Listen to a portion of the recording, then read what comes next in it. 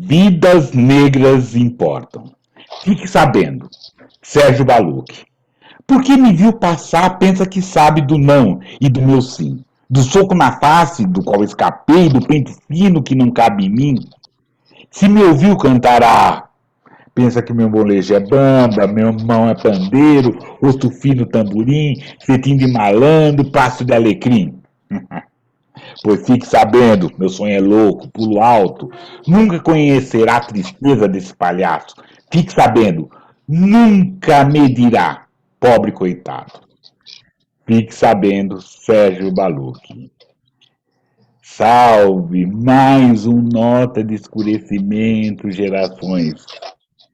Né? E eu tenho o prazer de oferecer essa conversa, essa boa conversa, para Luana Passos, Luciene dos Santos e meu querido Roberto Bonifácio.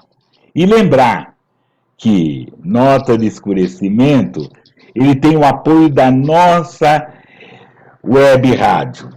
Esse programa, em nossas conversas, ele é retransmitido pela rádio todas as terças-feiras às 8 horas e às quartas-feiras às 17 horas, 8 horas da noite. E hoje nós temos o prazer de poder convidar, poder falar, poder ouvir toda a prosa, toda a poética, toda a literatura negro-brasileira de Hugo Paz. E é isso, Hugo. Por favor, querido, vem aqui para a roda. Vamos lá, Hugo. Apareça. Bem-vindo, querido. Boa Salve, noite. Hugo. Boa noite a todos. Obrigado, Plínio, pela oportunidade, né, de estar falando aí com vocês, telespectadores, sobre literatura negro-brasileira. Para mim é um grande prazer, né, poder estar aí representando essa nossa força poética, nossa resistência, que já vem de muito tempo, né, Plínio? Nossa Senhora. Muito tempo. Nós somos meio da lança, né? As pontas da lança já foi e tem muitos e a gente está trazendo mais gente, né, Hugo? Assim, eu fico muito feliz, né, Plínio, com a gama de produção de autores e autoras negras aí, né, nesse século XXI, nesse período tão difícil que estamos vivenciando no nosso país. E eu vejo tanta representatividade, assim, da negritude dentro do campo literário, que para mim está sendo uma grande honra. É poder estar fazendo parte, né? Poder ter conhecido os saraus da cidade de São Paulo, saraus periféricos. E hoje eu costumo dizer assim, minha literatura é preta periférica, cara. Beleza. Então, Hugo, Literatura é preta periférica, mano. com toda a cerimônia, por favor, vamos lá. Se apresente, conte de onde você é, como é que é, todas as coisas, Hugo. Vem aqui para o meio, Hugo. Se apresente, por favor. Bom, eu sou Hugo Paz, sou nascido na região do Butantã, né, zona oeste de São Paulo, no ano de 1987, ali no Jardim Maria Luísa, né, a periferia aqui do Butantã. Agora hoje modernizou muita coisa, hoje tem até céus lá no Maria Luísa. Lembro que naquela época eu nasci, nem se ouvia falar em céus, né, cara? E hoje a gente tem essa oportunidade de estar em espaços como esse. E esse livro Querido, começou para mim. só um esclarecimento. Por favor, explique o que é céu. Porque muitos que aqui nos ouvem, vão ouvir, não são aqui de São Paulo, da cidade de São Paulo, e aí não sabem o que é céu. Por favor. Os céus são assim, né? Centros educacionais unificados. Então tem várias regiões aí de São Paulo, Zona Sul, Zona Norte, Zona Leste, Zona Oeste. Então os céus, assim, eles ficam localizados nas regiões periféricas. É uma escola que tem teatro, tem áreas de recreação, lazer, tem a parte cultural e esportiva também, que é de suma importância assim para as regiões periféricas, né? Então, são espaços assim de suma importância para a cidade de São Paulo e inclusive tem até projetos, né? Tem muitos projetos nos céus que abriu muito caminho para mim para poder apresentar meu trabalho. Então, pessoal, se quiser conhecer os céus, né? As pessoas que não conhecem os céus aí aqui da região de São Paulo, faço esse convite aí, que realmente vale muito a pena. É um centro de muita referência aí na área de educação e de cultura. eu tive contato com a poesia. Na verdade, eu não comecei escrevendo poesia, eu comecei na área do grafite, né? Eu conheci o movimento hip hop ali no final dos anos 90, começo dos anos 2000, quando eu tinha me mudado da região Taboão da Serra para Osasco, ali no bairro do Olaria do Ninho, que fica na divisa de São Paulo com Osasco, né? Fica ali próximo a Raposo e é divisa ali, São Paulo e Osasco. E ali eu comecei a ter muito contato com rap, eu ouvia 105 FM, era Naldinho, GOG, Racionais, 509E, Rap Hood, peguei toda essa época, né? Foram muitas referências importantes para mim, Realidade Cruel, Facção Central, então assim, foi uma escola para mim o hip hop. Então naquela época, né, meus amigos ali, a gente começou a comprar letras de rap e fazer grafites também. Então éramos jovens ali da periferia, tentando se descobrir, né? Conhecendo esse universo do hip hop, a gente começou a ter um senso crítico de denúncia, de protesto, né? Jovens assim que estavam começando a se politizar muito cedo. Naquela época eu tinha meus 13, meus 14 anos mais ou menos, e lembro que era bem interessante, assim, porque você via muito rap na periferia, né? Então foi uma referência muito, muito importante para minha geração, e tanto é que o rap foi muito uma resistência, né? A gente vê o local que o rap está hoje, naquela minha época, lá no final dos anos 90, no começo desse século, foi muito difícil assim, viu, primo? Porque eu percebia, naquela época andando calça larga, né? Bombeta para trás, o estilo mesmo que a gente tinha, né? De curtir aquela vibe e aquele movimento do hip hop foi bem interessante essa cena, né? Porque foi um marco e hoje a gente vê como alcançou assim, né? Esse marco do rap nacional, o grafite também. Tanto que naquela época que eu estava fazendo grafite, eu não tinha essa noção de como ia chegar, entendeu? Teve os Gêmeos, outros artistas também que difundiram, o Eduardo Cobra, vários artistas que difundiram o grafite aí pro mundo, né, cara? A gente fazendo grafite no papel ali, você vê nas periferias o pessoal fazendo os grafites, assim, foi bem interessante, assim, como teve toda essa difusão, né? E tanto é que a própria literatura negro-brasileira ter conhecido saraus foi algo assim que eu nem imaginava, porque eu tentei ser músico. Isso mais ou menos no ano de 2003. Então, eu estava meio naquele processo de estar me descobrindo como um rapper, ele estava se conhecendo, né, descobrindo ali o seu meio em si.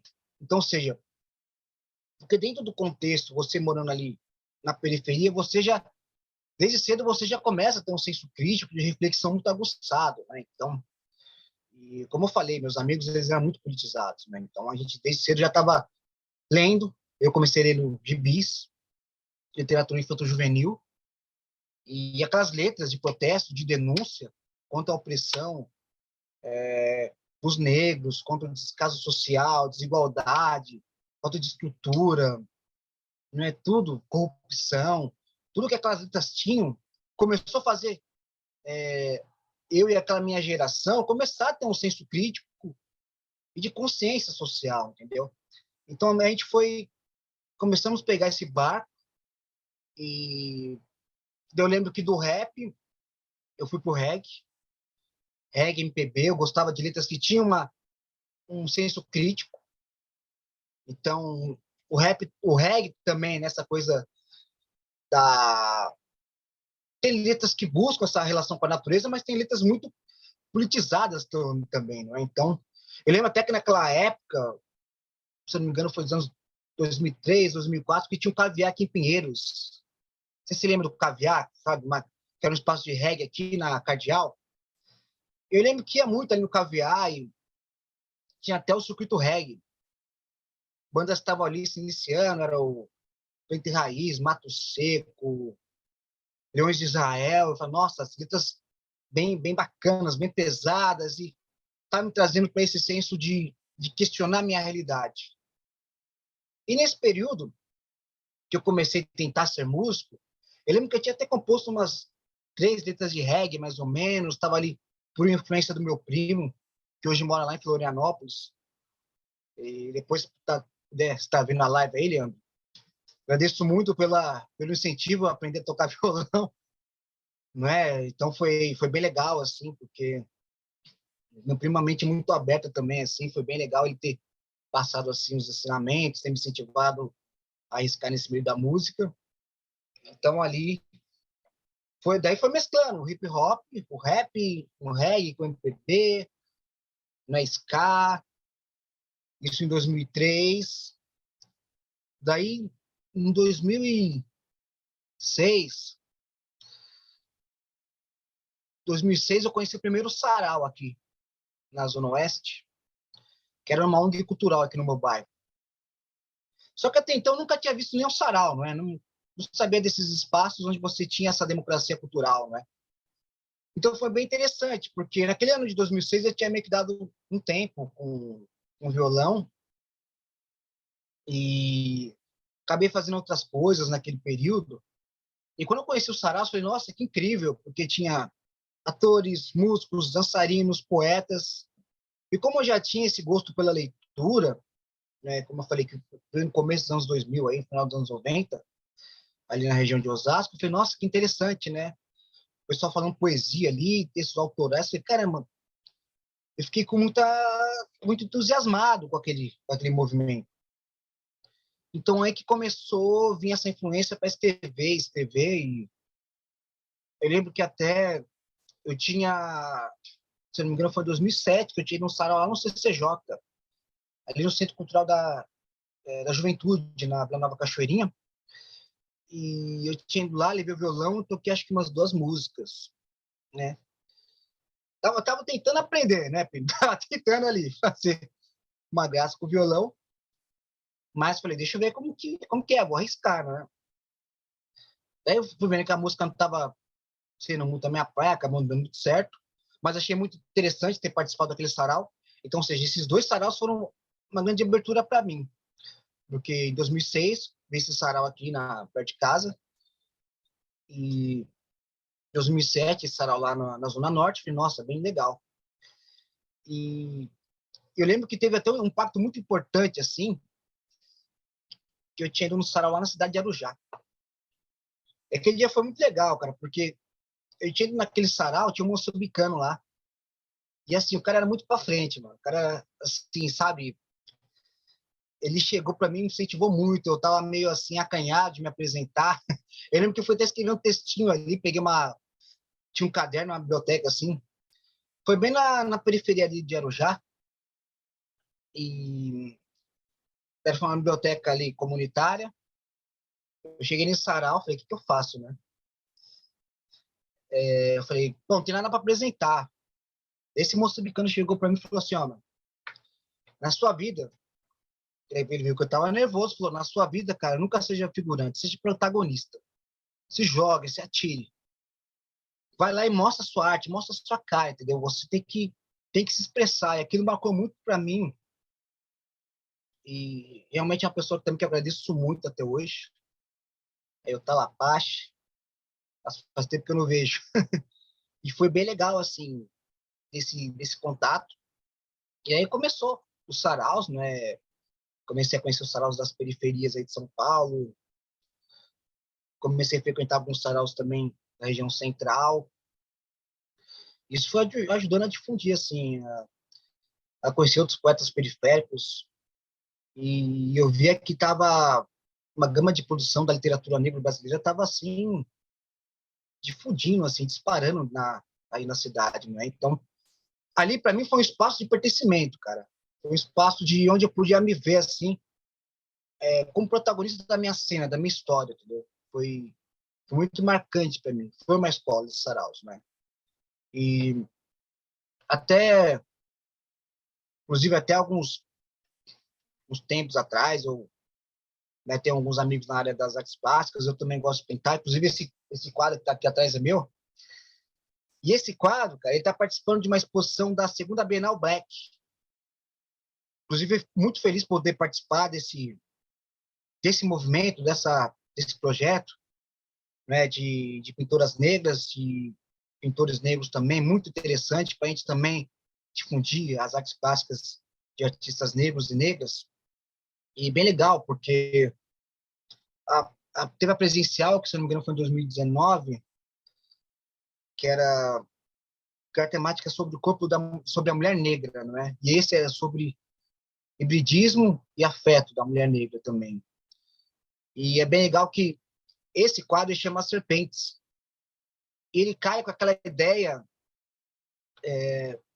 uma coisa de tribo, sabe? De ancestralidade também, do contato com a espiritualidade que nossos ancestrais tinham, né? E é uma coisa que eu admiro muito, assim, dentro das temáticas afro-brasileiras, essa relação com a espiritualidade.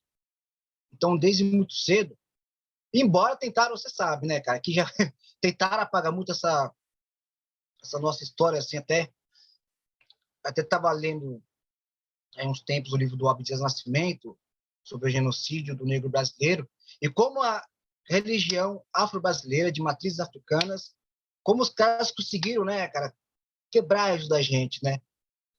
E só que a gente está dentro desse processo de resistência, porque a gente foi passando por um genocídio cultural, sendo que a nossa história foi apagada, e a gente teve que ter uma resistência para estarmos aqui e criarmos voz para falarmos, né?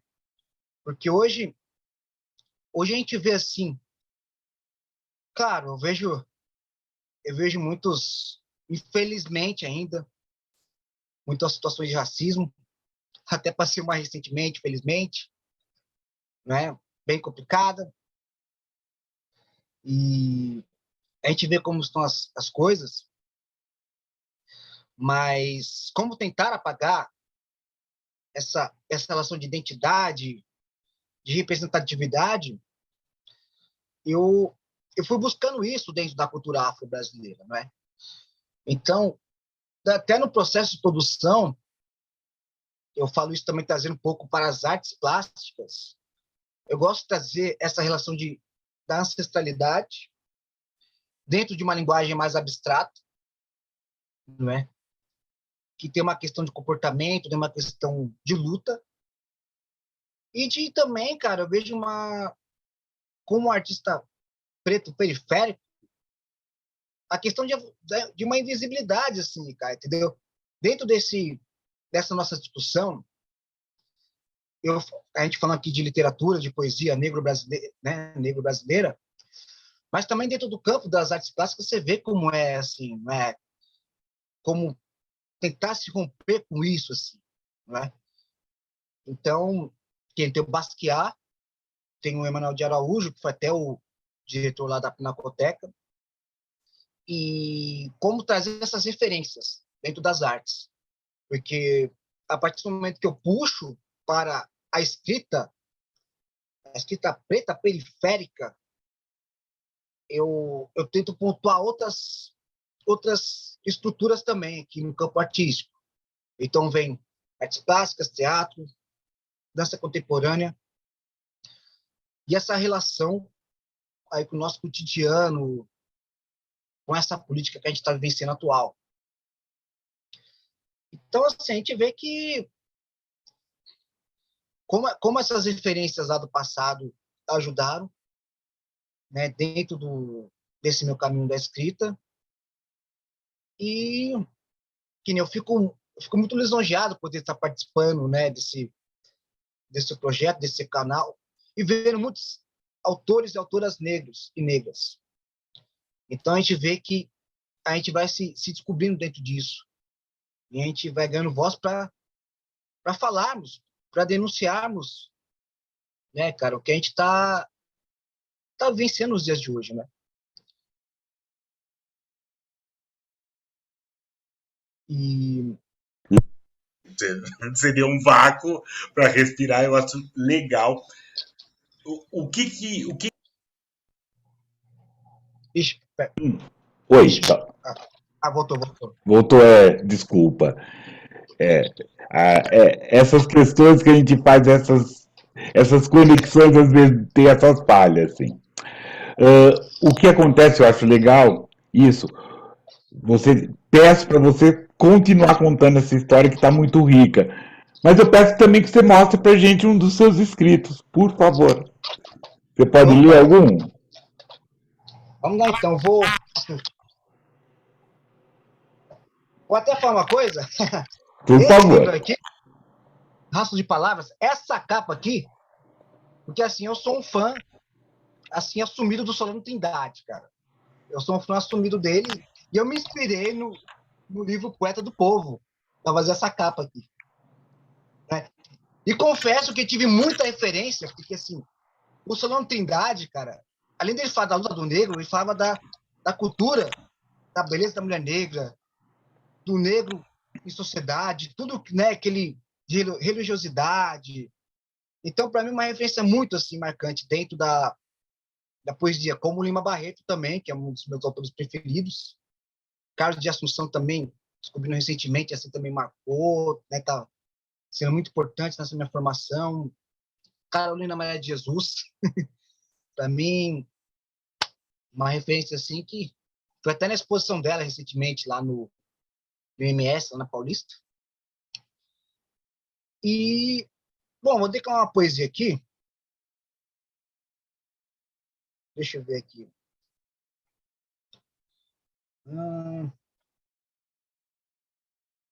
Deixa eu ver aqui uma poesia. Essa aqui, sobre a capoeira. Vamos lá, então. Chama-se Laços. Capoeira, canta, canta. Cante canções aos novos tempos. Poeta, dança, dança. Dance belos poemas. Prosa de preto velho, com o sorriso da noite. Negrume de poesia, encanta a biriba. Capoeira, mãe santa, namora versos de Ogum. São Bento ama poesia. Angola bronzeia o poema. Negro poeta, planta raiz no samba de roda. Ganzá, ganzá, ganzá, recita cabaça. Terra dourada, ama teu povo. Noites que dançam poesia, dias que cantam capoeira. Beleza, beleza, beleza, beleza. E agora, Hugo, você estava em 2007 na sua, na sua trajetória. Conta pra gente. De 2007? Você estava em 2007. Eu interrompi em 2007 você. Né? Você estava fazendo sua trajetória. De 2007 foi quando eu conheci o Saraus, né? Tava ali, como eu falei, lá no encontro, lá com esse amigo moçambicano que começou a incentivar muito. E daí foi indo para o Saraus. Nossa, eu lembro que eu tinha ido uma vez lá no Sarau da Brasa, na Brasilândia, cara. Quando eu vi aquilo assim, os caras fazendo abertura ali com a tabaco, eu fiquei impressionado. Falei, nossa, é mágico demais, é mágico. Tem que colar nesse rolê, tem que colar. E ali, inclusive, cara, quando eu comecei, como eu falei, o Sarau foi uma grande escola para mim, né? Porque é um reduto assim de grandes talentos da cultura brasileira. Eu vejo hoje, a gente está no ano aí, no centenário do modernismo. O modernismo brasileiro hoje, cara, está nas periferias. A arte moderna, a arte contemporânea hoje está nas periferias, porque assim, você vê, claro que quando eu conheci o Saraus, foi em 2006, já tinha os outros Saraus, né? Tinha Coperifa, Sarau do Binho, outros Saraus que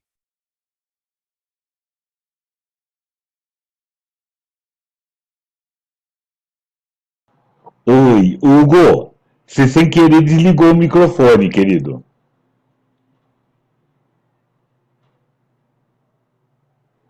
É isso acontece. Aproveitar enquanto o Hugo desliga o microfone, ele vai ligar. Lembrar todo mundo que está assistindo, assine o canal. Porque é importante a sua assinatura, você assinar o canal. aí, Opa, voltou, querido. Você assinar o canal, voltou. porque daí todos vão poder ver essa boa conversa, essa boa história que o Hugo e outras escritoras e outros escritores negros contam. Bom, continue, Hugo. Você estava falando aí, você conheceu o Sarau daqui de São Paulo, Cooperifa, Sarau do Binho, essa questão toda, e você estava falando que a arte moderna, na sua opinião, a arte contemporânea hoje está na periferia. Sim, que hoje está na periferia. Na verdade, assim, o que eu disse foi que assim, quando eu conheci o Saraus em 2006, já tinha a Cooperifa, o Sarau do Binho, e já tinha outros movimentos de Saraus, né? Só que, então, eu conheci em 2006, já tinha esses movimentos de Saraus, e daí quando eu conheci, eu falei, nossa, interessante, porque daí é muito na periferia e também aqui na região central, e foi legal. Aí, contato com os artistas contemporâneos foi uma escola para mim, assim, porque eu vi que estava se quebrando um cânone, né? Um cânone que a gente sabe que foi imposto há muito tempo aí, né? A, a literatura brasileira aí, de outros tempos, que tinha toda aquela coisa que você tinha que estar, vamos dizer, dentro de um contexto, né? Dentro de uma linha. E o Saraus me possibilitou isso, a romper com isso. Porque no Saraus eu via a minha história ali. Eu via pessoas como eu que eu conseguia ter uma troca, não é? Eu conheci minha cultura no Saraus. Então, sobre cultura negra no Saraus, que a escola então não me passou. A escola passou a falar um pouco dos Zumbi dos Palmares, mas, né, quando eu procurei lá ler o João Rufino dos Santos, Edson Carneiro, eu comecei a ver outras questões muito mais fortes dentro da história dos Zumbi dos Palmares, né? Eu comecei a entender a questão dos quilombos. Então a gente começa a entender certas estruturas que são impostas dentro da nossa sociedade, né? Você começa ali foi onde eu procurei sair dentro daquela caixa, dentro daquele condicionamento que a sociedade havia me imposto. E é bem interessante assim, porque eu lembro que eu sofri um ato de racismo, quando eu vim morar aqui no Butantã, e eu sempre conto assim, essa história em alguns lugares, que essa história marcou assim, negativamente, mas dentro desses fatos ruins que acontecem, a gente pode transformar, sabe? E eu lembro que eu tinha ido chamar um amigo meu, né? Ele morava assim embaixo da minha casa, uns 5 minutos mais ou menos, peguei, desci a rua. E assim, ele sempre deixa a janela aberta, né? O carro fica ali lá de fora, então se ele tá fazendo comida, vendo televisão, fazendo alguma coisa, mas aquele dia ele não me ouviu, porque às vezes eu ia chamado e ele não ouve, então acaba voltando mais tarde, sempre fazia isso. Engraçado que nesse dia, cara, eu cheguei, comecei a bater palma, chamei assim, e não atendeu. Eu chamava, não atendeu, não tinha atendido, eu peguei e falei, eu volto mais tarde. Isso sai uma mulher assim na casa da frente, ela pega e sai. Uma mulher branca, loira, ela começa a subir a rua, calçada assim, em direção à minha casa. Eu tô subindo a rua assim, quando eu cheguei, ela tá batendo na porta da minha casa, tá no portão, chamando minha mãe. Na hora que eu tava para entrar assim, ela pedindo ajuda para minha mãe. Moça, pode me ajudar, por favor? Que acho que tem um cara que quer me assaltar. Eu achou que esse cara era eu. Eu sempre conto essa história, assim, sabe? Um ato assim de racismo que marcou assim tão negativamente. Isso isso serviu, foi até fez um trabalho na faculdade, cara. Lembro que eu tinha feito um trabalho na faculdade, não lembro se foi 2015 ou 2016. Esse fato. A gente tinha que fazer um conto, narrar uma história assim que marcou pra gente. Eu contei essa história assim, entendeu? E isso assim foi uma coisa que me chocou, né? Que me chocou muito assim. E para você ver como que é teatro da gente, né? Como é teatro da gente assim. Só que a poesia, a arte nos dá essa oportunidade, cara, de a gente ir para frente, entendeu? Da gente se posicionar dentro disso, a gente se manifestar. E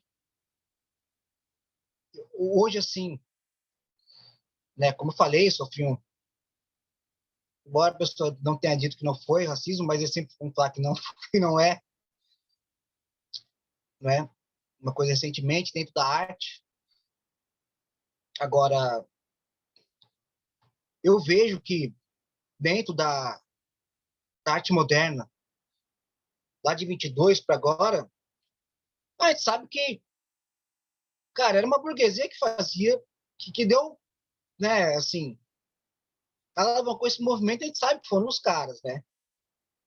E hoje a gente vê como mudou desses 100 anos para cá, né, cara? Que somos nós que estamos fazendo, mano. A gente tá aí mostrando a nossa cara, e a gente vê que. Pô, lembra que no. Foi um ano da Virada Cultural que eu fui lá no Teatro Municipal. Tava tendo um evento de hip hop, mano. Eu falei, caramba, sabe? Eu voltei lá atrás, pensei, caramba, nós estamos hoje aqui no Teatro Municipal, que da hora. Os caras lá, movimento de rua, lutando por isso. Olha onde os caras estão hoje, olha onde está a nossa história. E ver que eu fiz parte daquilo também, como um pré-adolescente, vamos dizer, que hoje se sente representado dentro disso, entendeu? E eu vejo que é de suma importância, cara, a gente discutir realmente essa questão racial nos dias de hoje, porque o negócio, assim, sabe, você sempre tá ligando ali. Hoje, com as redes sociais aflorando, a gente vê, cara, sabe, 2, 3 num dia, assim, fora os outros que deve ter, né, que a gente não vê ainda, sabe? Então, hoje a gente vê, por exemplo, eu lembro quando eu ganhei o livro do Franz Fanon, lá, o Máscaras Brancas, Peles Negras, né? Que acho que foi, se não me engano, pela universidade aqui, pela editora da USP. E depois, hoje, tem até eles...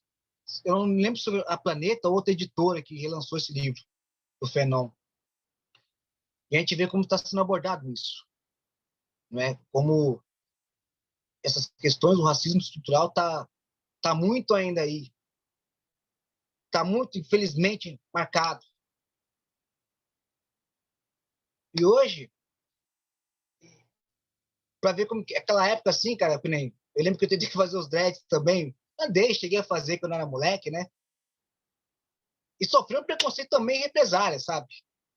Hoje eu chego e falo, meu, eu assumo mesmo e vejo, sabe, as mulheres assumindo black, os caras também, de trança, tudo, falo, pô, que da hora. Eu lembro que lá, quando a gente sofria lá atrás, hoje eles vão ter que aceitar que essa é a nossa essência, essa é a nossa identidade. Entendeu? Então, eu acho importante, até como a gente está dentro desse debate, dessa discussão, a gente abordar isso, entendeu? Sabendo que tem muita coisa ainda para se lutar, teve coisas que foram conquistadas, e entender esse lance da representatividade também, sabe? E até estava discutindo com um amigo meu uns tempos aí sobre a apropriação cultural, né? Inclusive, até não foi no encontro que teve lá com o Claudinei, né? Que eu lembro que você falou sobre a produção da história da África, da história do negro em si, de autores negros falar sobre isso, né? Eu achei de suma importância, assim, porque também eu também estava precisando dessa referência e achei interessante quando você abordou sobre isso, não é? Porque eu vejo isso também, cara, dentro da música, dentro do teatro e dentro de outros campos também da nossa sociedade, entendeu? Que eu vejo de suma importância nós escrevemos a nossa história, né? Para que os nossos entendam ali. Porque isso que a gente está plantando hoje, cara, é para semear para a nova geração, entendeu? No futuro a gente quer deixar, sabe, plantada essa semente. Desculpa interromper, mas é uma coisa que é necessário a gente fazer. Né? A geração mais velha, e aí eu me incluo essa geração mais velha, a gente tem que bater terra para a geração mais nova que está chegando. Porque essa mesma coisa que você viveu de tá loirinha correndo de medo de você, eu e mais 200 de nós já vivemos antes. E a gente tinha que ter preparado você e os seus e os que vão para isso acontecer. Meu, não dá para você admitir. Você não sabe? O problema não é seu, o problema é dela. Né? Você não pode ficar mal como eu fiquei, como nós ficamos. Então, é isso, a gente tem que estar bem mais atento de fazer essa história, de fazer esse conhecimento, de passar esse conhecimento para os que virão, porque a gente teve muito. Muita loirinha correu de mim, entendeu? Muita loirinha correu de mim. E é terrível. Só que eu consegui uma casca grossa, né? Que agora se a loirinha corre, eu vou passar por cima dela. Mas eu tenho que ter asfaltado, ou pelo menos batido um pouco a terra para você não ter sofrido. Então é uma coisa assim, não é tarde. Mas essa nossas artes, ela também tem essa questão de divertir, que é importante da arte, e de instruir, né? De capacitar esses mais novos aqui. Se a loirinha correr, não esquenta, o problema é dela. E na melhor de hipóteses, tomara que ela quebre a perna. Né? Essa história toda. Querido, você começou a falar do seu livro, mas só você não falou a editora. Né? Por favor, continue falando daquele seu livro. Que editora saiu, como tá? Por favor. Então, esse aqui foi em 2011, pela editora Linear B, né? Uma editora independente. Como eu falei, foi uma homenagem assim, para o Solano, né? Embora esse livro aqui, o Poesias da Verdade, foi de 2010, tem muito... Porque eu já comecei a ter, já tive um contato com o Solano antes. Eu lembro que foi legal pra caramba, cara, que eu cheguei uma vez que fui para Embu das Artes. Se não me engano, foi a primeira vez que eu fui para Embu das Artes, e pegando aliás, Bittencourt tinha uma... Naquela época tinha outdoor ainda. Não sei, eu sei que São Paulo não pode ter mais outdoor, mas acho que no município pode ter, né? Que aqui eu sei que por lei foi banido. Outdoor não pode ter mais. Mas acho que nas regiões municipais de São Paulo pode ter ainda, né? Lembro que eu tava passando, tinha um outdoor enorme assim, daí tava lá uma foto do Solano Trindade, falei, nossa, que da hora, não é? Falei, caramba, então Embu das Artes tem esse nome, Solano Trindade, né? Criou o Teatro do Negro, falei, pô, que bacana, não é? Então comecei ali ter esse gosto para pesquisar a história do Solano Trindade. Inclusive, cara, eu lembro que eu fui lá com a Raquel Trindade, ela ia até escrevendo qual que era o livro? Acho que era o Sopro de Ideias. Esse aqui é o meu sexto livro, Sopro de Ideias, né? Que eu tinha mostrado para a Raquel Trindade. Falei, nossa, que legal, né? Falei, nossa, de repente eu estou falando com uma parente do Solano Trindade, dos meus poetas preferidos. Eu falei, nossa, isso aqui está sendo mágico para mim. Então, aquilo que você falou, cara, o que vocês plantaram lá, nessa minha geração, está colhendo isso aqui, e que futuramente, por exemplo, meus filhos que vierem, eles já vão poder crescer, nascer já com isso que eu não tive. Que eu tive que passar por um processo muito demorado, que a escola não me deu. Talvez o próprio berço familiar não teve contato, porque a marginalização do conhecimento, ela veio de uma maneira que é severa. E qual a maneira severa de você fuzilar esse conhecimento? É você colocar, pelo menos ao meu ver, e fazendo essa análise de hoje, nos dias de hoje, que dentro de uma sociedade, o capitalismo a gente sabe, o mundo é capitalista. Não tem como fugirmos disso. Todos nós precisamos do capitalismo. Mas um capitalismo extremamente selvagem, cara, eu tive assim, eu falo de pessoas ao meu lado, que elas foram pelo lado tão forte do materialismo, fundido a um capitalismo selvagem, que elas perderam as suas relações históricas, de ancestralidade, culturais, tradicionais. Eu estava discutindo com uma pessoa esses dias aí sobre o carnaval. Que o carnaval, virou comércio, mas a gente internacionalizou. Mas tudo bem, que eles capitalizaram, não sei o quê. Eu falei, cara, você imagina se eles capitalizassem um pouco o jongo, o maracatu. Ou seja, só que eles, por exemplo, o Aleijadinho, ele foi marginalizado. Queriam apagar ali, na história do Aleijadinho, a capoeira sofreu, o samba sofreu. E a grande questão não é discutir assim, mas beleza, foi capitalizado? Beleza, a gente sabe que nós estamos num mundo capitalista. O futebol foi capitalizado. E tanto que a gente vê assim, eu acho até interessante a gente ver nas discussões que eu vejo de alguns programas esportivos, como a gente vê racismo no futebol. que alguns jogadores já sofreram. Lá o Aranha do Santos sofreu, lá quando foi para Porto Alegre. Lá o Daniel Alves, que era do Barcelona, sofreu. Entre tantos jogadores, a gente sabe que sofreu racismo. Só que eu achei bem interessante, por exemplo, quando eles pautaram dentro da discussão que o próprio futebol brasileiro ele é hoje por causa dos negros, que foi por causa de Pelé, Garrincha e tantos outros jogadores aí que fizeram o futebol brasileiro ser o que é, cara. Federrache. Se lembrar, assim, o maior jogador antes de Pelé foi Federrache. Depois de Federrache é o Diamante Negro. Sabe assim? Tem um grande jogador assim, depois de Pelé, sim, mas os primeiros todos eram negros, né? Todos eram Então, negros. para você ver que nem até. Eu achei interessante que eu vi no programa de esporte aqui que falaram, mas se não fosse os negros, o futebol brasileiro ia ser uma Finlândia. Mas seria. Porque o jogador negro que deu aquele tempero para o futebol brasileiro se tornar o que se tornou. E dentro da discussão que eu estava pautando agora sobre o carnaval, a questão talvez não seja também comercializar.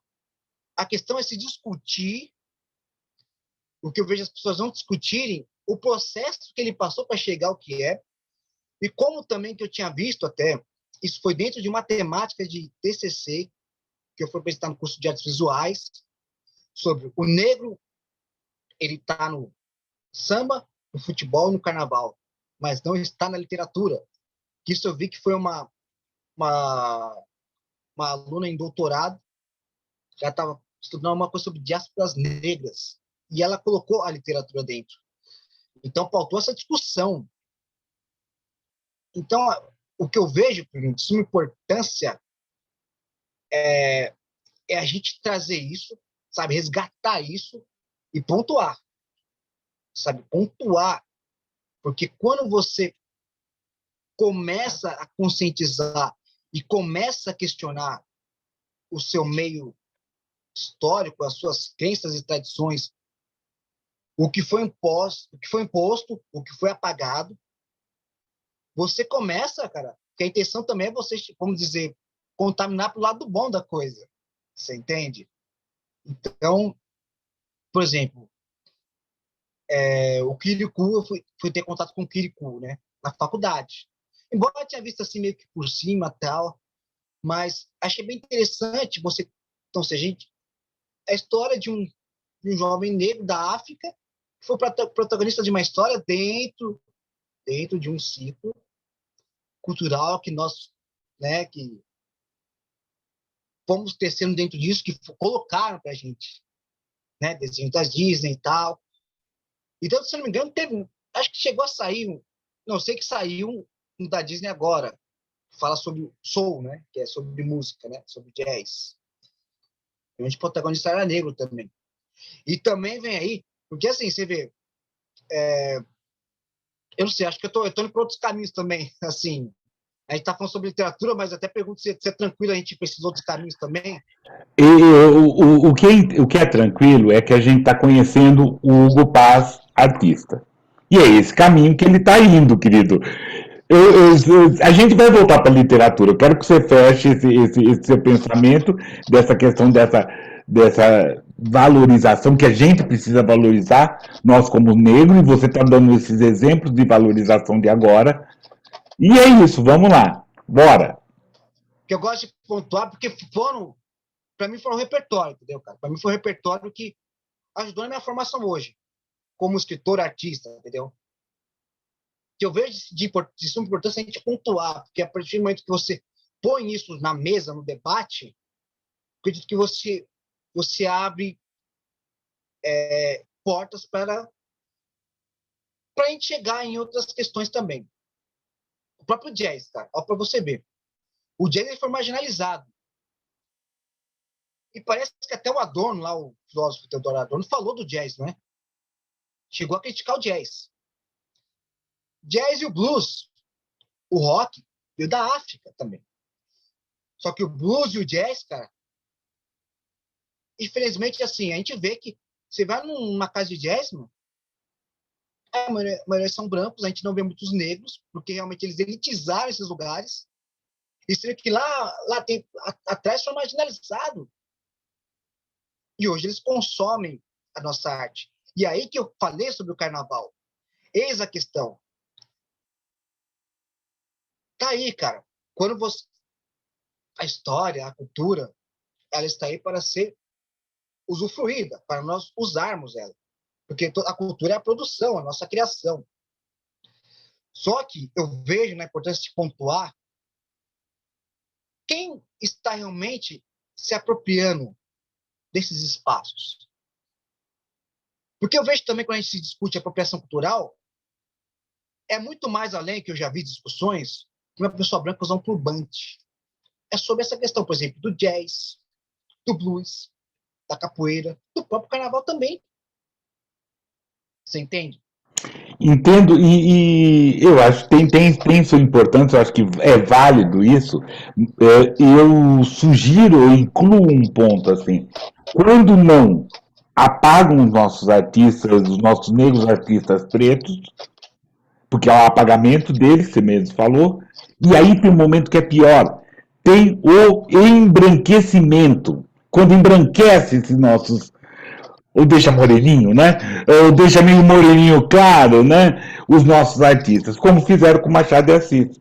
Porque, sabe, Então, na literatura é bem o exemplo. O maior escritor brasileiro é Machado de Assis, ele era negro. Né? E aí tem várias coisas para embranquecê-lo. Né? O primeiro romance escrito por uma mulher é da Maria Firmina Úrsula. Sabe, tem esses marcos. Né? Ah, tá, não participamos, e por sorte, porque foi um movimento de elite da Semana de Arte Moderna, que só, sabe, muito tempo depois, 40 anos, a coisa meio virou, porque também já não era. Nós negros já tínhamos Abdias escrevendo, já tínhamos Solano, já tínhamos vários negros e negras escrevendo. Isso, e muitos fora de circuito, né, do Rio São Paulo, essas coisas todas, muita gente em Minas. Então a gente tem muitos negros e negras escrevendo. O que a gente precisa é escurecê-los todos. Né? a se escurecê-los e realmente já me chamaram de moreninho. Não é? Também. Já me vieram com esse moreninho, assim. E uma vez eu respondi assim, cara. Uma pessoa, eu não sei o que é pardo. Eu falei, pardo é papel, não sou papel, cara. Eu sou papel. Você vai na papelaria como papel, eu não sou pardo. Eu, quando vou assinalar, é preto. Etnia é preta, assim. Eu coloco. Com documento, entendeu? A gente tem que se orgulhar disso, ó. Tô com a camisa de São Jorge, eu ganhei. Temos mesmo, temos que mudar. São Jorge para participar. Porque foi tirado a gente, cara. Sim. Não, e aí você começou a falar da religiosidade, e assim, uma apropriação também é dessa religiosidade. Porque teve aquela estratégia, porque as religiões, os cultos afros eram proibidos nas senzalas, nesses outros espaços, e aí que não é que teve um sincretismo. Teve uma coisa assim, eu não tenho Iemanjá, me colocaram uma Nossa Senhora é azul, tá. Não foi uma coisa querida, e a história dela, não. Era uma coisa de sobrevivência. Hoje que nós estamos tendo que escurecer, manjar que ela é negra, sabe? Tem várias outras coisas. Então, hoje, né? Nós e essa juventude que está vendo, a gente está dando o real significado de quem é Xangô, que não é X ou é Y, quem é algum, né? E São Jorge é São Jorge, tem toda uma história dele que é importante. São Jorge, sabe, o Molu é o Molu, né? A gente dá os nomes certos, né, para cada um e, sabe, respeitar e ser respeitado como todos. E a gente está vivendo nesse novo religar. Hugo, eu vou pedir licença para você para a gente fazer uma estante preta. Tudo bem, querido? Beleza. Beleza? E aí é bem interessante essa conversa, essa nossa estante preta, de tudo que você está falando, está dizendo para a gente. É bem interessante porque tem muito a ver, essa estante preta da gente estar fazendo. Então vamos lá. Eis aí nossa estante preta hoje. e o primeiro livro é esse, Afografias da Memória, do Reino de Rosário Jatobá. Interessante esse livro, porque para a gente poder conversar sobre essas histórias mesmo que a gente está fazendo, né? Está falando, só deixa eu até pedir uma licença para todos e todas, até pegar o material aqui para fazer. E é um livro extremamente importante que fala desse momento, fala dessa memória. Lida Maria Martins é uma escritora, ela é da terra, ela está falando dos olhares, ela está dando esse olhar, né, de todas essas questões. É muito importante. Um outro livro que é também bem interessante e até a Madu teve mês passado aqui conosco, conversou e até cantou um pedaço desse cordel, Zumbi dos Palmares em Cordel, que ele é um herói que a gente precisa não revisitar, mas visitar com atenção. Ele é um herói que dá pra gente conversar bastante sobre ele, falar bastante coisa sobre ele. E, né, tem esse livro do Alan Costa, né, Zumbi Assombra Quem, né, pela editora Nós, que traz também esse olhar, né? Porque como o Hugo falou, o zumbi merece, tem vários olhares, e ele pode ter vários olhares. E terminando, Zumbi do Space, né? Editora artesanal, né? Vai estar tudo na descrição, vou passar para onde vocês vão conquistar esses livros. Legal? Beleza? Vamos lá? E aí, eu queria agora de você uma gentileza que você falar dos seus livros e como a gente poder adquirir. Você fazer uma pequena descrição do mais recente até todos, onde a gente pode adquirir, Hugo, por favor. Vamos lá, então. Vou começar a fazer aqui uma listinha. Inclusive, já te deixar adiantado aí, 7º livro a caminho, hein? Eu queria conhecer seu trabalho também, Pino. Já vou deixar até um para a gente reservado para a gente fazer uma troca, hein? Opa, perfeito. Próxima, então, vê lá com a editora direitinho. Deve ser em abril. A gente está na parte de revisão, vendo capa, diagramação, mas daí que eu tiver pronto, te dou um toque aí. Né? Quero conhecer seu trabalho também. Faço questão, vou deixar reservado para você aí, beleza? Agradeço. Nessa última edição, eu vou. Aqui esse é o livro Poesias. Opa, minha Eternas Poesias. Eu quis até homenagear os sambistas aqui, sabe? Quis homenagear o samba aqui com essa capa. Minhas Eternas Poesias. Qual editora desse do Eternas Poesias? Esses dois foram lançados em 2010 pela editora Escortece, uma edição independente.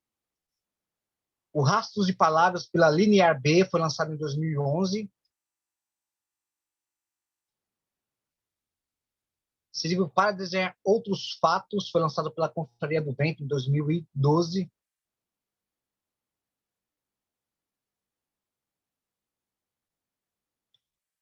Esse livro aqui é o Retratos de um Cotidiano Adormecido, foi lançado em 2014 pela Nelpa. Sopro de Ideias, lançado em 2018 pela Giostre. E Sopro de Ideias, lançado mais recentemente em 2020, aí na pandemia. Cara, Qual editora desse último? A Desconcertos, pelo nosso amigo Claudinei Vieira. Eu acho até legal. Acho legal a gente contar essas histórias, né, mano? Essas prosas nossas. Acho legal a gente contar esses causos, né? E eu lembro quando eu fui lançar o Para Desenhar Outros Fatos, foi bem interessante, cara. Foi na Casa das Rosas, né? E eu praticamente foi o único autor negro lá no dia, porque foi eu e vários autores, uma editora lá do Rio de Janeiro, e uma editora era do Rio, outra acho que era de Pernambuco. Eu lembro naquele dia, cara, o único autor preto, né? Falei, eu quero casar nesse rolê. Eu lembro que meu cabelo estava curto, que depois eu cortei em 2013, né? Deixei crescer novamente agora, ano passado, acho que em junho. Eu lembro que eu deixei, o cabelo tinha uns 4 meses mais ou menos, eu fazia trança rasteira. Cara, pra fazer o lançamento do livro. Eu fiquei com uma dor de cabeça, mano. E o cabelo tava curto, mas foi da hora. Depois, se puder baixar lá na internet, tem lá no YouTube. Até um amigo meu, ele é produtor de audiovisual, ele gravou. Legal que eu falei, puta, vai ficar pra história esse dia. Eu lá com as tranças rasteiras, a cabeça doendo pra caramba. O único autor preto, assim, do rolê. Mas foi legal esse dia, assim, que eu falei, nossa. Eu falei, vai marcar. E marcou por isso, né? Eu falei, mano. Porque a última vez que eu tinha usado, antes de ter lançado esse livro, As Tranças, foi em 2005, se eu não me engano, né? E eu acho legal a gente abordar tudo essa questão. Eu falo de vestimenta, comida, cultura, tradição, religião, tudo. Que a gente sabe que a gente sofreu repressão, né, Plínio? A gente sabe que a gente sofreu. Sofremos ainda. Só que, assim, hoje, a gente vê que a negritude está ocupando espaço. E nós estamos brigando. Porque, assim, como eu falei sobre a questão cultural, jazz, blues, carnaval. Ou seja, pô, embranquecer um pouco esse movimento, assim, se a gente for analisar dentro desse contexto, mas eu digo dentro da apropriação cultural. Dentro da apropriação cultural, porque uma maneira de você tirar, de você apagar uma história, às vezes não é dentro do extermínio, assim, na prática. Né? É dentro de uma estrutura que você consegue, tipo, criar um bloqueio. E qual foi? Dentro da base econômica, cara. Foi dentro da base econômica que os caras conseguiram ver e pá. Sim, sim, é como falar de Cruz de Souza e falar que ele tinha complexo de inferioridade e ele tinha medo de falar que era negro, ou como falar que Zumbi dos Palmares tinha escravo, ou como Machado de Assis tinha vergonha de ser negro, ou como Lima Barreto era outra coisa, sabe? É essa interferência de você, porque eles são grandes, são enormes, né? E por serem enormes, vamos, né, na melhor das hipóteses, assim, jogar tudo de branco para cima deles, assim. Aí falar assim que ele tinha essas outras coisas. Mas é o que eles fazem. Por exemplo, que nem a aquisição, cara, era perversa. Se a gente for analisar aquela época, você não podia ter contato com livros. Quem tinha?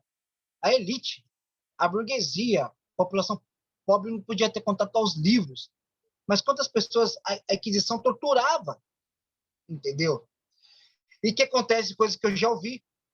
Mas antigamente as tribos africanas, os caras escravizavam, os caras matavam, que não sei o quê. Então fica aquela coisa que, sabe, parece que eles jogam isso pro nosso lado também. Sabe como querer fugir do que foi causado? E a Primeira e a Segunda Guerra Mundial? E o nazismo? E Os caras, antes? entendeu? E a guerra Mas napoleônica? E a guerra de Roma, de Esparta, essa coisa toda? O que os negros tinham que ver com isso? Né? José não foi, lá na Bíblia não fala que José foi escravo? Tá certo, então, escravo, né? Teve. São formas diferentes. O que foi isso é importante todo mundo escurecer e perceber, e já sabem, né? É aquela história. Essa questão com o negro foi sequestro, porque era entendida essa ideia de escravizar lá, uma tribo daqui e dali, você mora no Coisa Planalto, mas você colocar um rio entre as pessoas e ter outra língua, mandar ela ter outra religião, forçar ela a ter outra religião e outra compreensão, isso é atroz, né? Isso é atroz. E trabalhar então, tanto tempo, isso tudo, é isso. A escravização negra foi isso, foi um sequestro que fez para cá. E as pessoas não dá para elas ficarem embranquecendo e achando que é mimimi. Não foi mimimi, né? Não foi. Desculpa. e às vezes eu ouvi de pessoas que teve esse mimimi todo, cara, mas não foi. Tem que chegar a assumir, não foi extermínio, foi genocídio da cultura. Entendeu? Mas é como a Abdias falou, o genocídio negro brasileiro foi através da sua cultura, da sua história. esse apagamento. Com Porque, como eu certeza. estava falando aqui, né, no meio da prosa, o que eu falei? Quando você quebra aqui a estrutura do conhecimento, você extermina o indivíduo, cara, porque a partir do momento que ele não procura um norte, um lugar para se orientar sobre quem ele é, cara, ele fica perdido. O que vier para ele, ele vai pegar e vai catar, entendeu? Isso que foi apagado. E tanto é que, por exemplo, a gente pega a história da Carolina Maria de Jesus. Uma mulher preta da periferia da favela que catava, né? Catava material reciclável, lixo para sobreviver, certo? Você pega a história dela, está acompanhando as letras, né? Virou estudo, assim, antropólogos e... Pô, ela é uma referência, assim, cara, porque a Carolina Maria de Jesus, ela abriu muitas portas pra gente, né, cara? Pra nós estamos aqui, você fala, pô, uma referência dela, assim, de, pô, dentro dessa luta, a denúncia, o dedo na ferida que ela colocou, não é? Que você tá ali dentro de uma situação, como eu falei sobre você apagar o conhecimento, que procuraram apagar essa gente. E o interessante é você pegar e ler Carolina, assim, como a mulher era muito politizada, mano. Como a mulher era politizada pra caramba. E ela chegava assim nos políticos, sabe? E nas pessoas, ela lutava pelo seu espaço, pelas pessoas ali da favela. E, sabe, como a fome é terrível. E a gente vê assim dentro, hoje, cara, nós estamos no século XXI. Como a ignorância, se vê lá na Ucrânia, na Rússia, sabe? Como a ignorância, vidas são ceifadas pela ignorância, por uma guerra de egos, de poder. Então, ou seja, que nem fala assim, ah, mas outras populações foram escravizadas, como os gregos, como os romanos escravizavam também. Mas só quem sofreu como diz, quem teve que, infelizmente, ficar com essa sequela foi o povo preto, cara. Os gregos sentem isso, os italianos sentem isso. Não, São locais turísticos, mano. não, não sentem, não sentem. E a questão toda assim, a coisa só começa a refletir sobre a questão da escravização do povo negro quando algumas populações brancas sofrendo como os negros sofreram. Aí a coisa vira atroz. Né? A coisa da Ucrânia, que é terrível, não tem que ter guerra nenhuma, ela está Então, ponto alto, mas esquecer que todo dia acontece uma invasão lá na África, de um outro país maior, na Síria. Ninguém fala nada aqui na América do Sul, ninguém fala nada, né? Bom, querido, quero outra vez pedir outra licença para fazer alguns serviços para a gente e contar que a gente já está no final, já está pelas despedidas. Tá certo? Com licença, querido. E é lembrar isso. E o Hugo deu uma ótima ideia. Nesse nosso próximo encontro, nós vamos ter uma quizumba, né? Uma festa. Tem um sarau aqui nosso. Vou chamar algumas coisas, vamos chamar alguns escritores de lá, daqui, de acolá, negros brasileiros, a gente vai falar suas poesias. Então nós vamos ter, porque esse programa nós estamos apresentando agora, final de março, né? Então, na primeira sexta-feira de abril, a gente vai ter aqui. Nota de escurecimento que zumba. Convido a todos e todas para cá. E agora, Hugo, é isso. Quero, quero duas coisas que você não fez. Quero, primeiro, que você leia mais, pelo menos dois poemas seus e faça suas despedidas, por favor. eu vou ler uma poesia aqui, cara, que eu fiz em homenagem ao Uba. Besouro Mangangá. Eu queria que esse filme tivesse uma repercussão maior, cara. Ele foi um filme foi bem produzido, foi até se não me engano, um chinês, né, que fez a produção. Como eles poderiam contar um pouco mais da nossa história, né, cara? Eu sou um fã da capoeira, assim, Mestre Bimba, Mestre Pastinha. Eu achei que esse filme foi muito foi bem relevante para sua história, principalmente militar. Não tinha como deixar de lado, tinha que homenageá-lo, né? De Besouro Mangangá. Deixa eu onde que tá esse poema. O que eu acho aqui.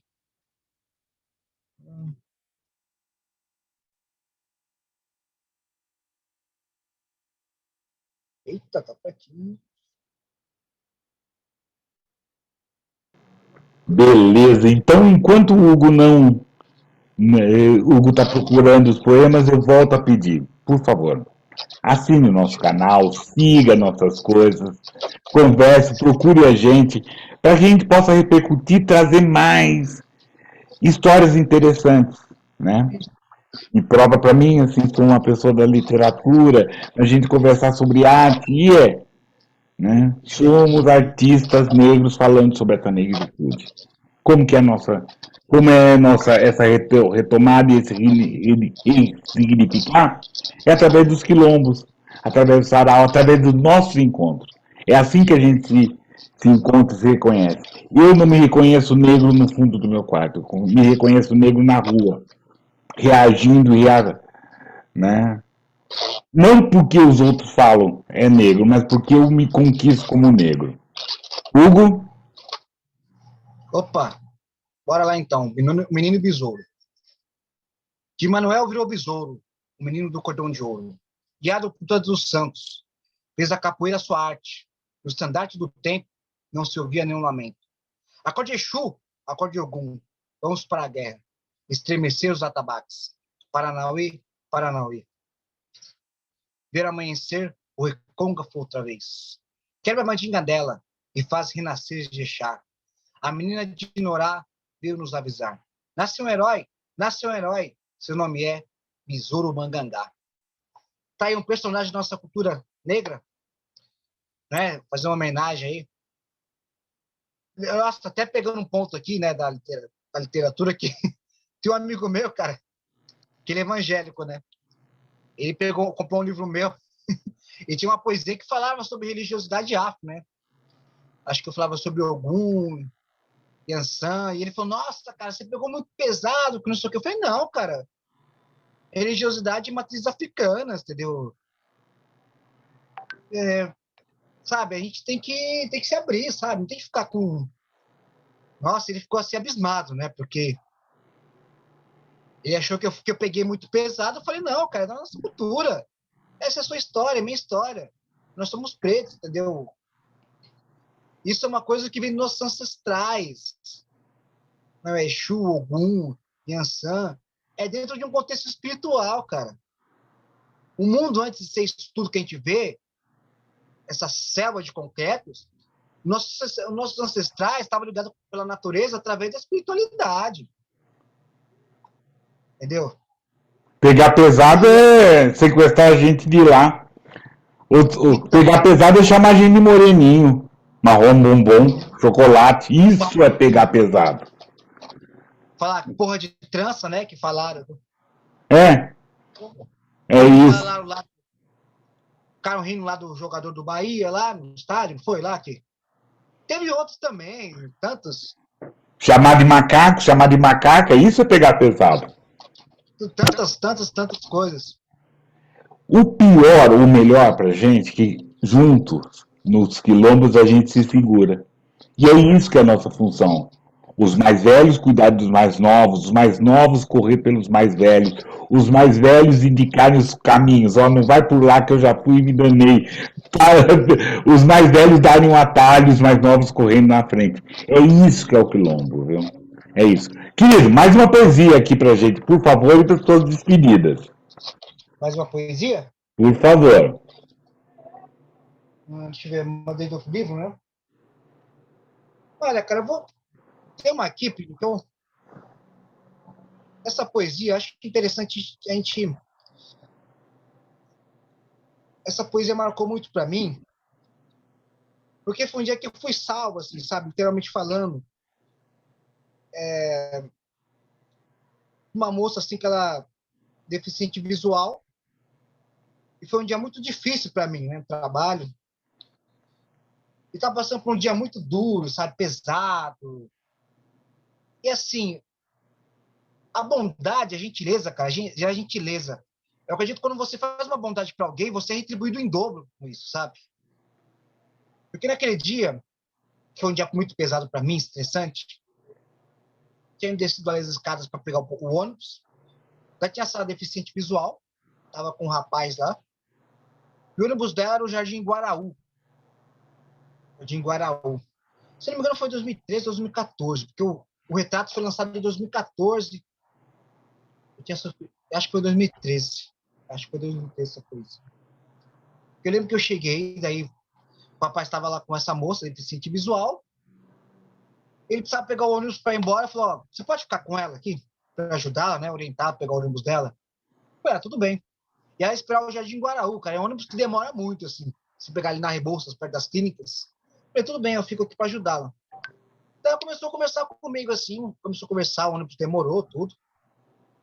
E foi legal porque ela se sentiu muito feliz, muito agradecida, sabe? Falou: nossa, muito obrigado, moça, assim, por ter me dado atenção, por ter me ajudado, toda contente, feliz. Daí eu ajudei ela a entrar no ônibus, pegar, foi embora. Falei: caramba, mas ela ficou muito feliz que eu ajudei, mas no final ela acabou salvando meu dia, entendeu? E disso virou uma poesia, cara. Eu vou compartilhar com vocês aí. Vamos lá, então. A Menina dos Olhos Calados. Ontem, fui salvo por uma menina que não enxergava com os olhos, mas sim com o coração. Numa tarde, onde os raios do medo disparavam dentro de mim, diante da cena que assombrava a minha alma. E a menina dos olhos calados, pelas cicatrizes de um tempo sem glória, fez renascer no semblante de uma existência ferida. Tempos de caridade. Tá aí, contei um pouco da história da poesia, né, desse texto aí que marcou para mim. E muito feliz aí, Plínio, novamente agradecer. Espero o senhor no lançamento do livro, vou depois passar para você. E Com parabenizar o certeza. canal.